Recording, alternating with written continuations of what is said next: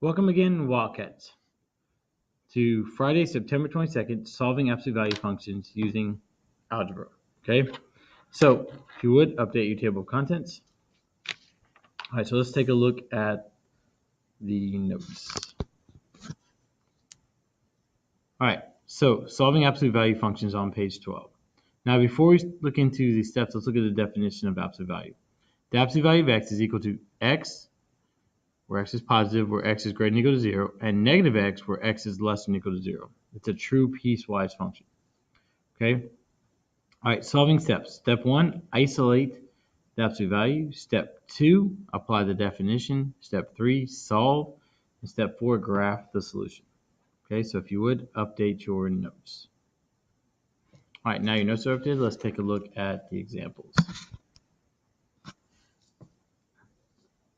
And this is on page 12. All right, so example 1, solve the absolute value function. So step 1, isolate the absolute value. Well, the absolute value is already isolated, so we move on to step 2, apply the definition. So definition states that 3x equals a positive 9 or 3x equals a negative 9. Okay. Step 3, solve. Well, we solve, we divide 3 by both sides, so 9 divided by 3 is x equals 3. Or divide 3 by both sides, negative 9 divided by 3 is x equals negative 3.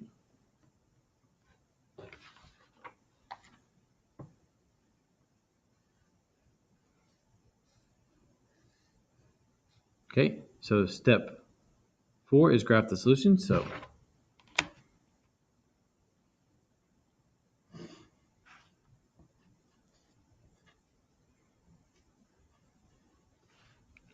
all right, so positive 3 and negative 3.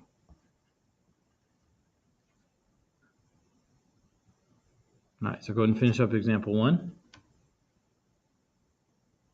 All right, example 3. Now, example 3, we're going to go ahead and make a change. And so let's change that to plus 4. Okay, so absolute value of x plus 4. All right, so now that we've fixed example 3, step 1 is isolate the absolute value. So to do that, we're going to subtract 4 from both sides. So 3 minus 4 is negative 1. So the absolute value of x equals negative 1. Not 3. What am I doing there? 1. There you go. All right, at this point, absolute value can and never will equal a negative value.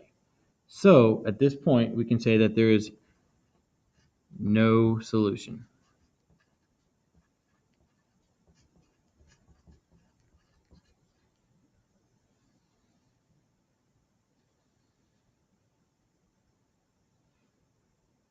All right, let's take a look. Let's finish up example 3 and let's look at example 5. All right, example 5. So step 1, isolate the absolute value. So we're going to subtract 3 from both sides. So 3 minus 3 is 0. So you get absolute value of x minus 1 equals 0. All right, so we've isolated the absolute value. So now we apply the definition.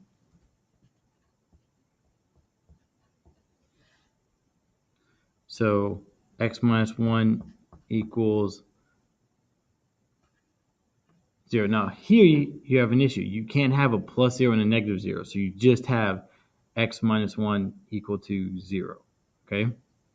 So at that point, step 3, solve. We add 1 to both sides. So x equals 1.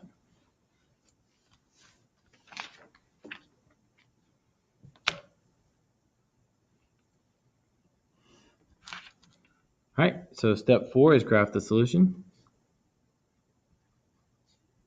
Now, I didn't state this as I was writing a number line, but whenever I write a number line, I always put 0, because what that does is divides the number line into negative values and positive values, okay? So that way you know where 1 lies, okay? So 1 is here.